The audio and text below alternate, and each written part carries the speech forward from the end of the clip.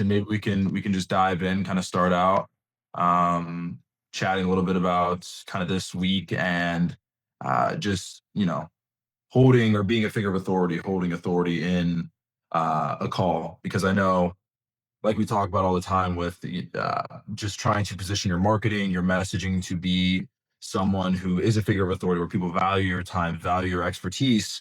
That transitions really well into the actual sales conversation where we see it, you see it. I'm sure you maybe even used to do it like you were talking about, where you get on that call and all of a sudden you're thanking the prospect for being there and you're so excited to chat with them, and you lower that authority and that status. So I want to dive into how you frame it in a way where you're not being, because some people hear authority and they think, oh, you're just being, having an ego or being a jerk or being rude about things. How do you frame it in a way where you get on that conversation and from the second you're speaking with a prospect, they go, okay, this guy knows what he's talking about. I am lucky to be here and he's the one giving me value. I'm happy to be, having this time.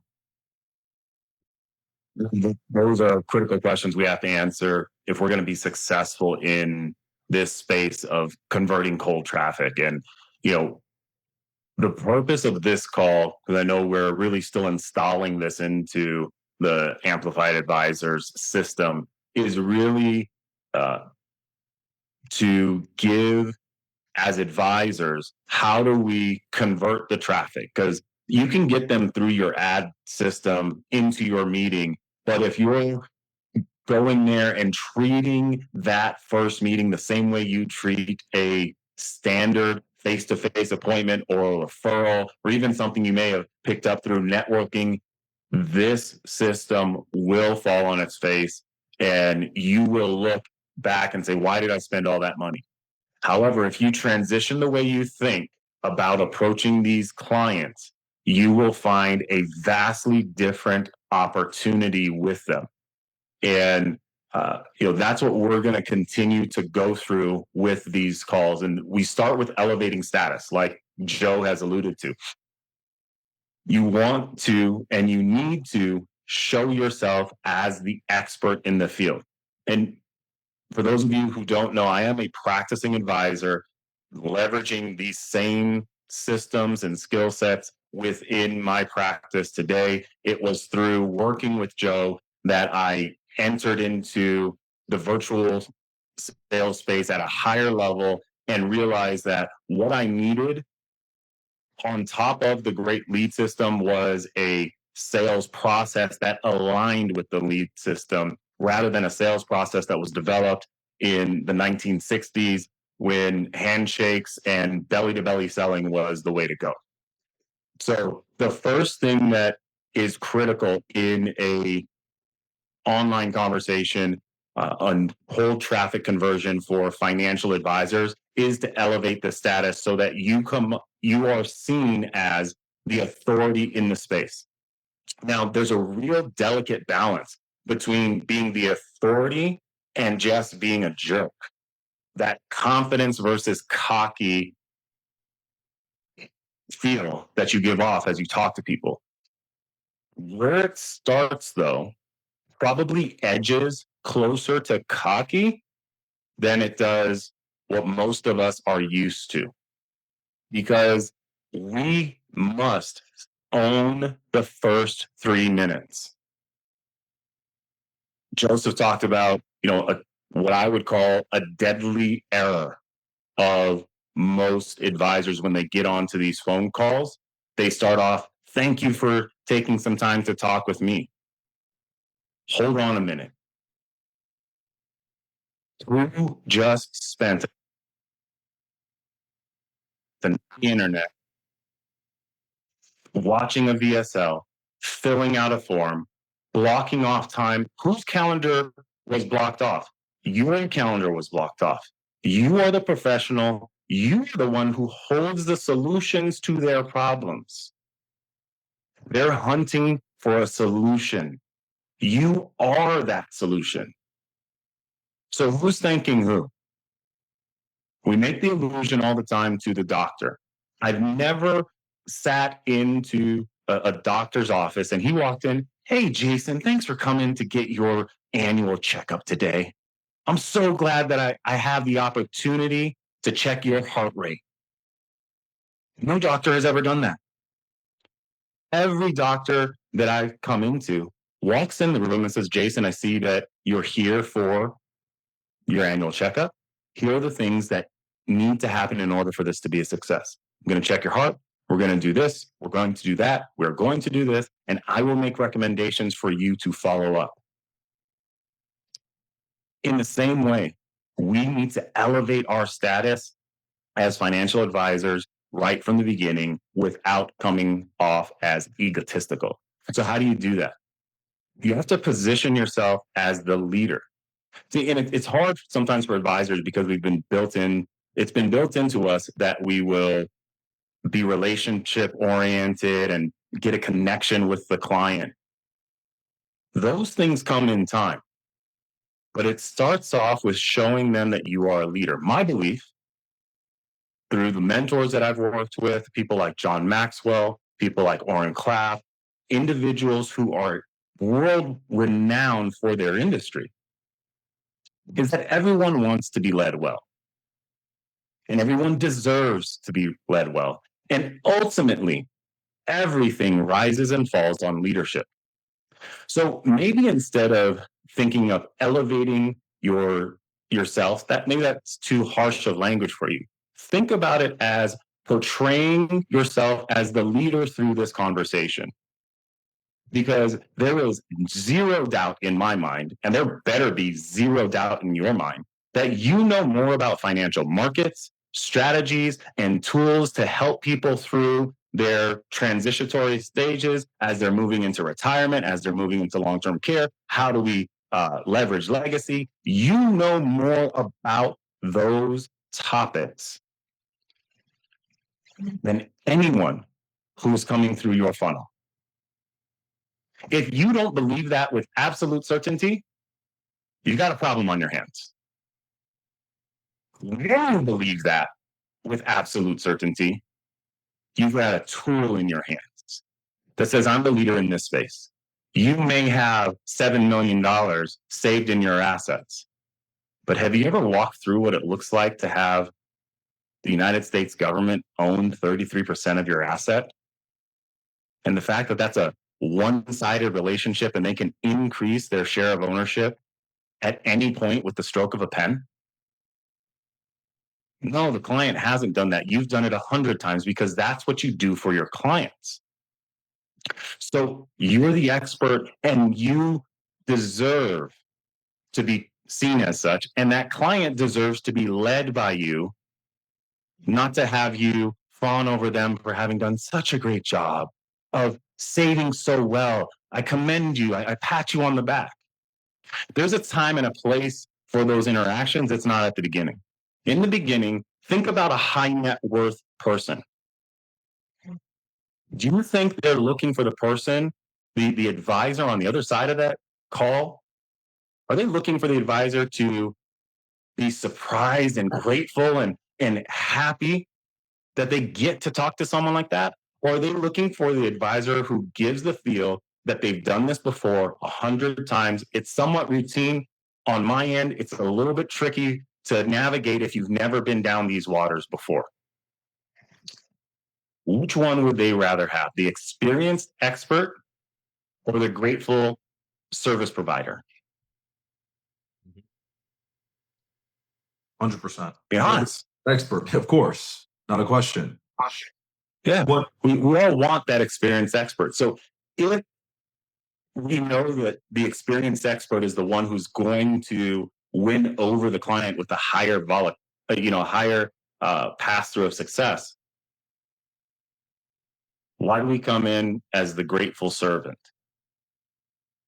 No, trust me, I have a huge heart of gratitude. And I'm grateful every day that I get to wake up and serve people in this way.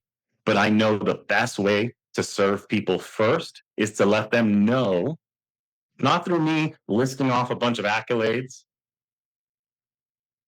but to let them feel and experience my leadership capabilities. So if you need to switch your brain to the idea that everyone needs to be led well. And because everyone needs to be led well, And I have dedicated more hours of my life to this specific field than they will ever dedicate to it. I'm the leader. And because I'm the leader, I do you a disservice if I let you take control. Does that make sense, Joe? No, 100%. And I think a big thing too is you said it well. You're like, you should get on every call feeling like, not feeling, knowing you are the expert in what you're doing, how you're helping them. Right. And even, when you hop on that call, it's not from a place of ego, like you said, but it's when you're talking to someone, it's, I can help you. I know I can help you. That's why I'm so passionate. I want to show you the way rather than, and sometimes I feel like advisors forget because, yes, you think about, oh, there's so many different advisors out there. There's so many different people. I'm competing with big name firms. But sometimes people like someone who, I guess, that boutique style. I don't know if when you work with services, it's like, I want to work with someone who is very niche. They're the best at what they do and they know exactly what I'm looking for. When you create that marketing that already has that messaging that shows them, they come in, they know what you're talking about. You can then get on that call and have that level of authority. I guess, Jason, one thing I'm curious though, you're going to get those prospects who come on and they want to be the leader, right? Those A-type personalities. I guess, how do you handle dealing with the different personality types? And because if you try and headbutt them, that can also just screw things up. If you try and, go back and forth, how do you kind of navigate that? Same way. The reality is, even that type A personality, they want an expert in their field.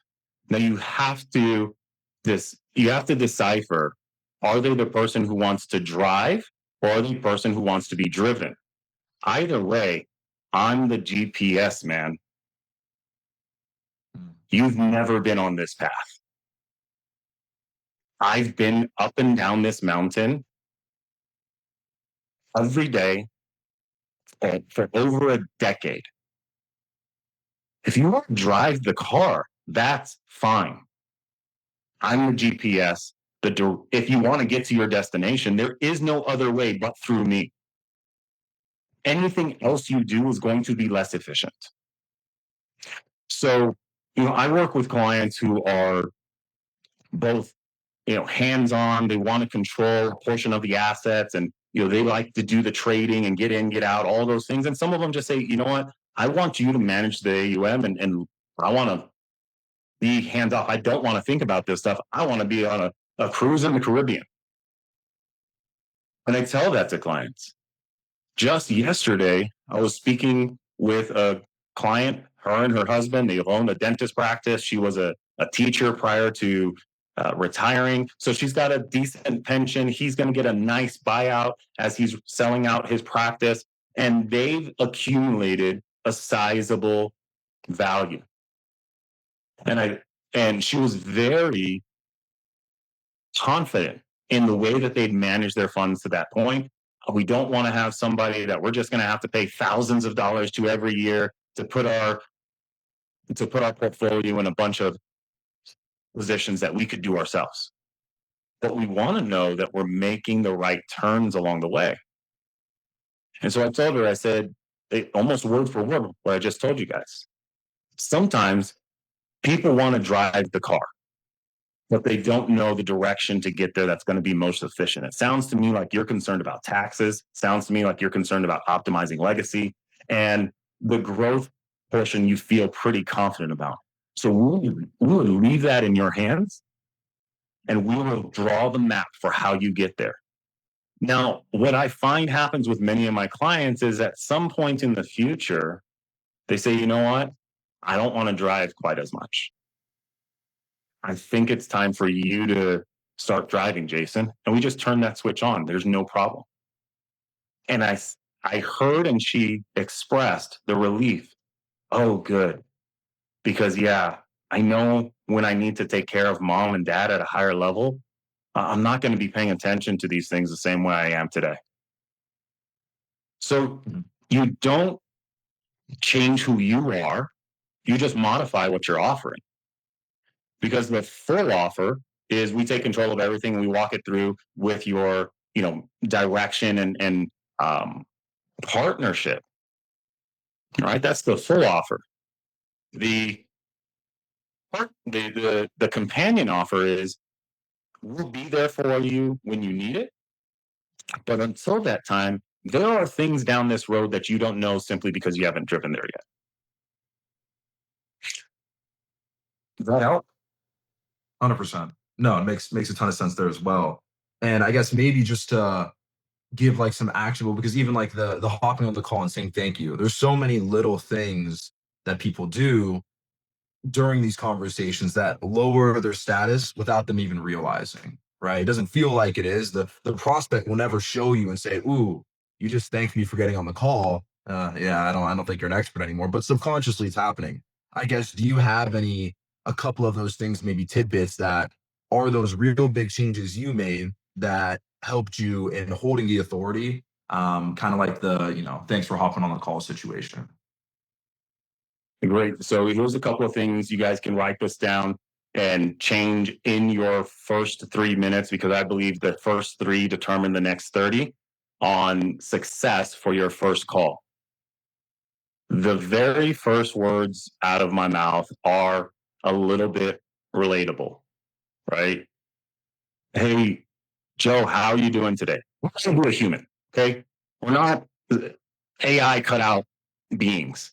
We actually need human interaction. So yeah, it is going to ask them, "Hey Joe, how are you doing?" Good. Joe's going to respond, "Good." How are you doing? Yeah. And so Joe, you say good, and what's the next words out of your mouth? Typically, how are you? Exactly, because a real human is going to interact with you. So they're going to say, "How are you?" This was the setup.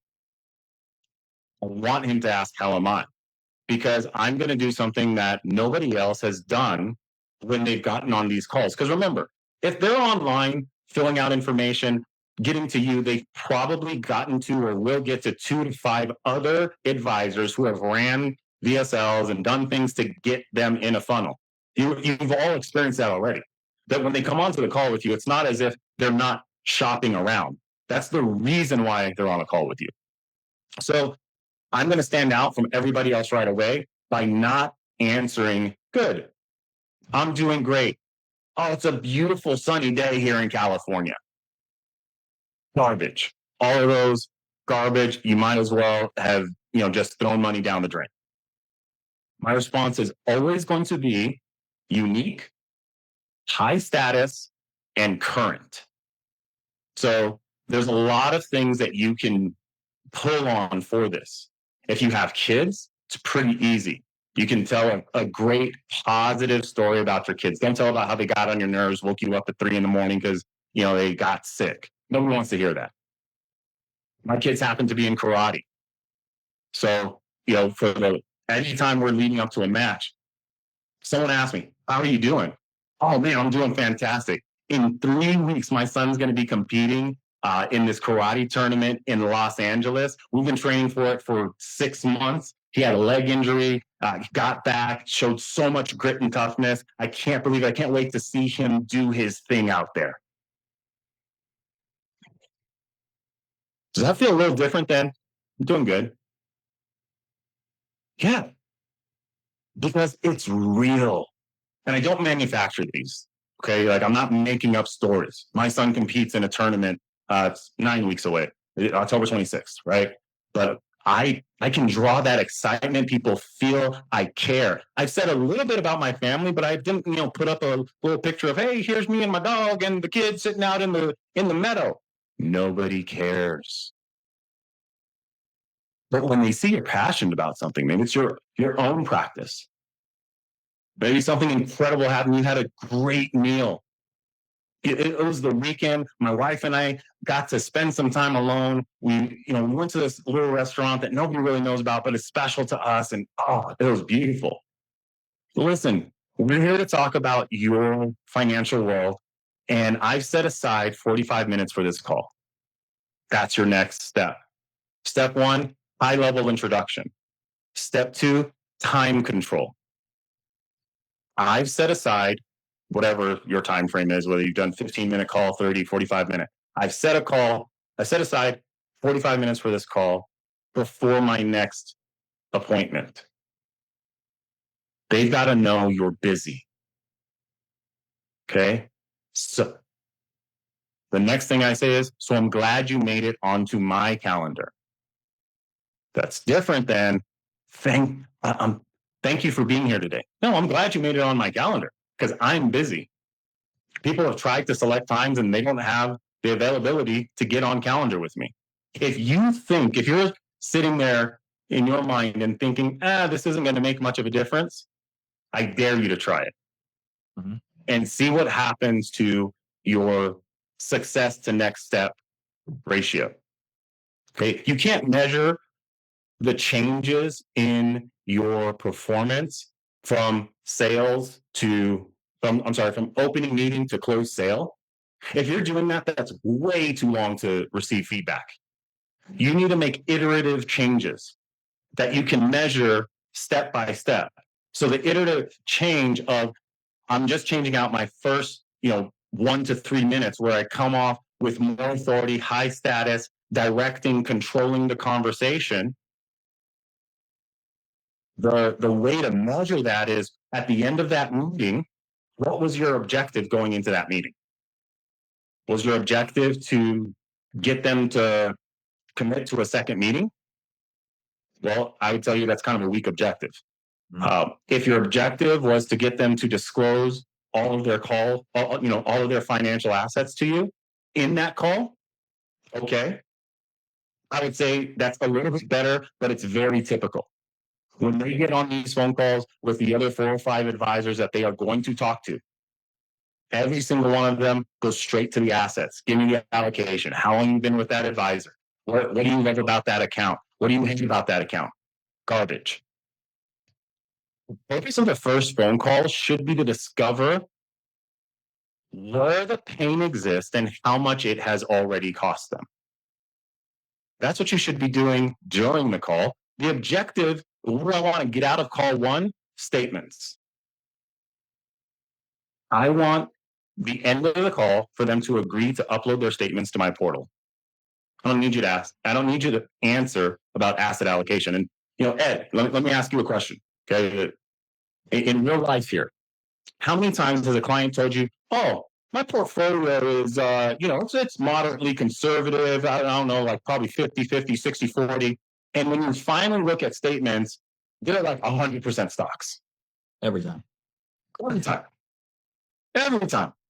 Why? Because some bozo at Edward Jones told them that this is a moderate portfolio, which just means that they've been in the same stock positions for the last 30. I hope nobody on this call is on from Jones, but probably don't work with Edward Jones. Yeah, I can't do actual advertising. And these same mutual funds for 30 years, therefore they must be moderate, right? So clients don't know what they have. Why am I wasting them? Why am I wasting time asking them questions that I'm the expert in?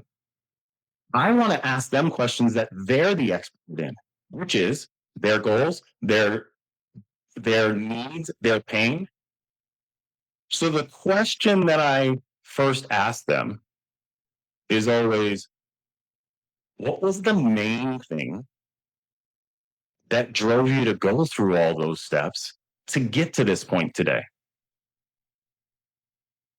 I mean, you spent, I'll, do a quick run. I know you spent a lot of time looking around. You found some people to talk to and filled out some forms. You've gone through some things to get to this point today. What was the main question?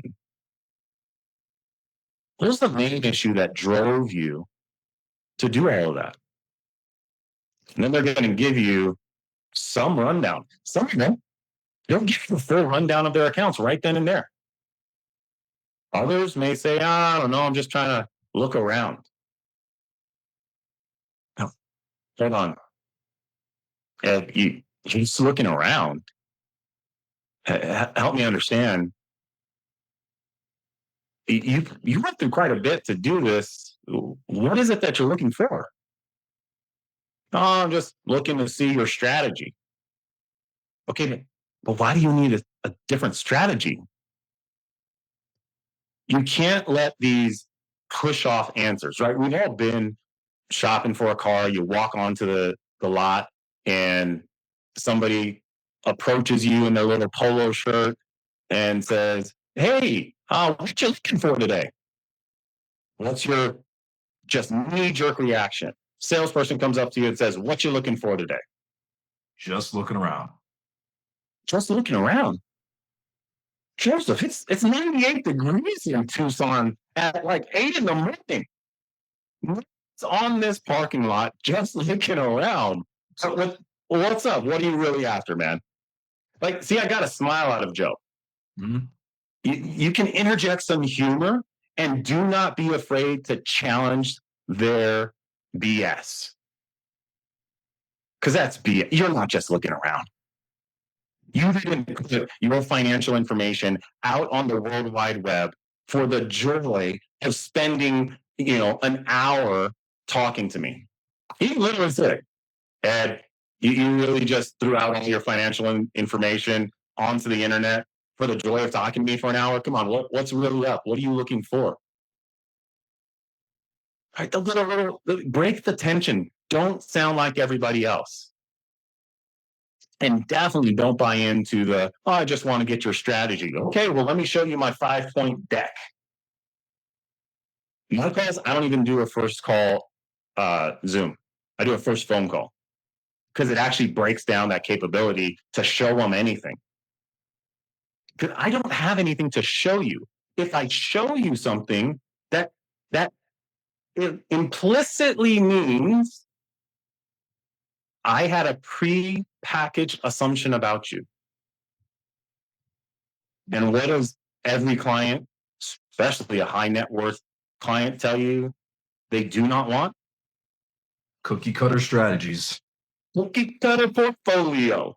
Every other guy I talk to wants to put me in some cookie cutter portfolio. Well, what the heck am I doing showing you my cookie cutter presentation? I'll tell clients very early on, listen, I've got 45 minutes set aside for this call, and I need you to know something. I don't bring any assumptions about you into this call. I know you filled out a little form, but that doesn't really tell me much about what's really important to you. So the purpose of this meeting is to discover what's going on, what's missing, where you're trying to get to, and to see if there's a path that I can help walk you through. If not, no problem. You'll leave this call with more information than we got here. Does that sound good? Sounds good. Great. So, what was it that drove you to go through all those steps to bring us together today? Mhm. These little bits of setting a frame before getting into conversation with the client, it feels a little pushy at first. And I would challenge you, take 2 or 3 calls to feel pushy so you can push past that so you feel comfortable. Just saying, hey, I don't come onto this call with any assumptions about you, and make your language real.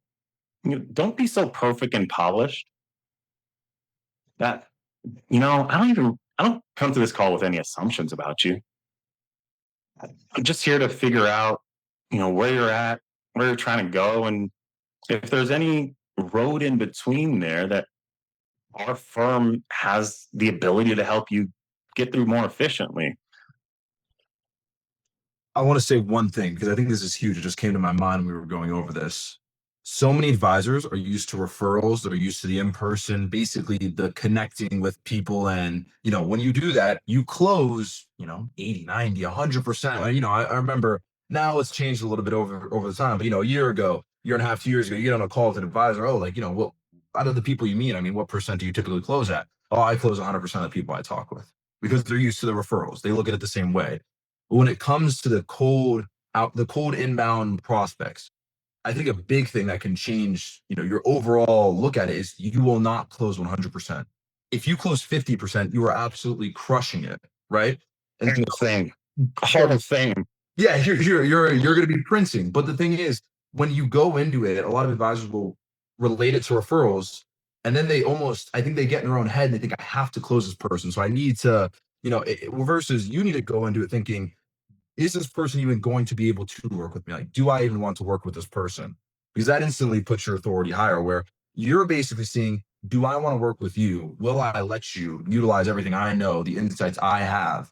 And so your entire frame of the conversation changes, because you're not afraid to set the frame, to push back and challenge a little bit, because you're not worried about closing 100%. You're looking to close the right kind of prospects.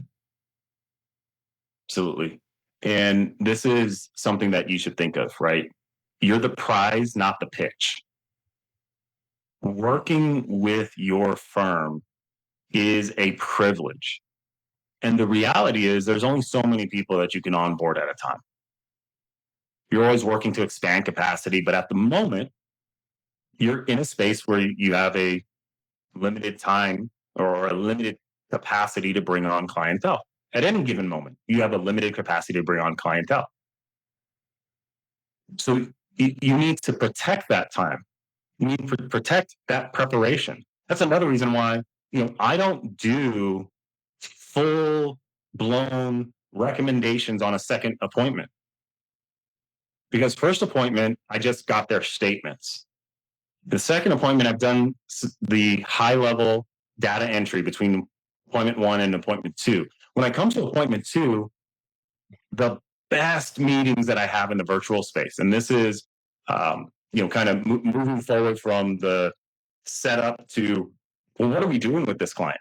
The very best meetings that I have in the virtual space, meeting 1, I set the frame, I gave directive, I understood their pain and the true why behind their pain. And we'll probably have to have maybe let's schedule this for next week, Joe, on how to uncover pain without becoming that jerk who just keeps saying, well, what's the problem? It's keeping me up at night. Stupid question. Don't be that guy, but uncover the real reason why they're on the call with you. What's making them so uncomfortable that they're willing to put their whole life savings out on the World Wide Web? And what does that? Here's the thing, and this is what we'll dive into next week. What has that already cost them? What has that already cost them, that pain that they're experiencing? We get that out on the table. Maybe we get actually quantified it to some estimated number, and they agree to do a statistical analysis. That's my gold star meeting. They agree to do a statistical analysis, which just means they're going to send me their statements, and I'm going to do a high level current state report. This is not recommendations. I cannot make recommendations because I don't know that the data I have is complete. Even when they send me statements, I'm going to put it into the system. Doesn't matter what system you use. Retirement Analyzer, eMoney, MoneyGuard Pro, not MoneyGuard Pro, that's a product. Whatever you use. You get it into the system that you use to analyze for your clients. Okay, I use Income Lab and Retirement Analyzer, kind of depending on the prospect. And then I open up my screen. Second meeting, we're going to be on a Zoom call. I open up my screen. Hey, Joe, so this is what I saw in your statements. Well, there's almost always gaps to fill in because they don't send everything, because they don't have everything. Because if they had everything nice and neat and buttoned up in a bow, they probably wouldn't be talking to you. So you've got to fill in gaps. Hey, you told me your wife is 62 and she's retiring in 4 years. Is that correct? Oh no, she's actually going to retire in 5 years. Okay, let's tweak that. This is so critical, and this was probably my biggest holdout. I did not want to do this because I hate operating technology with people looking over my shoulders. It just I'm not that technologically adept that I really want people looking over my shoulder while I'm entering data. So the base level is there, but I'm going to tweak things and adapt to what they're telling me on the fly. This is the replacement for when you're in your office and you're sliding paperwork back and forth with a client, and you're touching, you're seeing the same thing, you're in the same space. The whole process behind the cold conversion code is, how do we bring in the elements of connection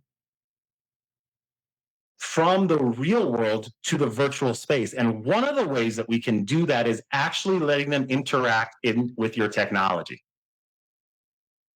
So you don't come back with the perfect polished, here's our final plan, or even our first draft of a plan. Because I'm not even looking to get to a first draft of a plan after meeting one. I'm looking to confirm current state and draw back the current state shortfalls to their pain points that we uncovered in meeting one. So you said to me, Ram, on that first call that you're concerned about taxes, and I see why. When we look at what the tax implication of having $2 million in your retirement account while you have a pension that's going to provide for all your needs throughout your lifetime, yeah, I see why you have concerns about taxation. And in fact, there's 2 or 3 points that we didn't talk about, and maybe you've considered, maybe you haven't, but there's going to be your IRMA hit, and there's going to be Social Security on top of that. And by the way, nobody told you, the big beautiful bill didn't eliminate taxes on Social Security. And this isn't a political shot. I just want you to know something, because if anybody's telling you don't have to worry about taxes on Social Security anymore because the big beautiful bill passed, they're wrong. And you're missing out on huge opportunity because they've taken their eye off the ball because they didn't actually read the bill. They just read the headline. Because the reality is you're not getting tax-free Social Security. You're just getting an additional, you're getting an additional write-off as a senior citizen that should account for the taxes on Social Security. But if we can implement a plan that can actually eliminate taxes on Social Security, guess what? The government still gives you that $60,000 right, or that $6,000 write-off. You don't lose it. So this is important for us as we move forward. Actually, I said that very wrong. Strike that from the record. Delete that on the recording. As you move forward, you've been through enough of these that you know, Joe. You never own their problem until they hire you to own it. I said, this is something we need to work on. Not a meeting too. This is my problem. So, Herman, this is going to be an issue for you if you don't choose to address it. You need to make sure as you're evaluating which advisor you're going to really follow through with, that they have an expertise in tax strategy, not just a system that can calculate how much taxes you're going to pay, but they actually have strategies in place, and it's a key aspect of their firm and their practice, that tax mitigation and tax reduction. You need to ensure that that's on the top of the list as you're evaluating advisors. Oh, by the way, I've just once again told them that I don't have to be the person that you're working with. I've again elevated my status because I'm not here begging for the business and raising my hand, right? To say, oh, me, pick me. I'm just telling you, this is a non-negotiable for you in your planning. And I don't need to drop a hint that I do tax planning and mitigation, and we're really good at that. You want to know why? Because I just told them something that the media isn't telling them. You still pay taxes on Social Security. It doesn't work the way that everybody's, thought it would, hoped it would, and maybe even was the original intention. But Congress does things. We don't always like them. For advisors, read the headlines. The good ones actually read the bill and understand how it works. So just pointing that out to them tells them I have an expertise beyond what they're hearing. That is one of my go-to statements right now, is letting people know that, because it's an easy part of the conversation that I can show my expertise rather than tell about my expertise. I can have a slide on a deck that says, we've specialized in tax strategies for the last 13 years. But telling them a current moment misconception proves it. And I'll tell you, it proves it for folks with $1 million accounts, as well as it proves it for people with $250,000 accounts. You think these guys are any more in tune? Most of them are not. They don't want to be in tune with current tax strategy. They retired. They want to be on a boat, on a golf course with their grandkids. They don't want to be following what Congress is doing. So I'm not even sure how we got to that point, but that is something you've got to keep in your mind frame to elevate status. That's actually later in the engage code. As we walk through this, that's adding tension. And you add tension by forcing the client to hold the problem until they hire you to hold it. Never take it on. Yeah. No, this was good. It definitely, we got into it, but I love it. I want to open it up just for kind of more interaction, see what you guys have to say and ask any questions and kind of go from there.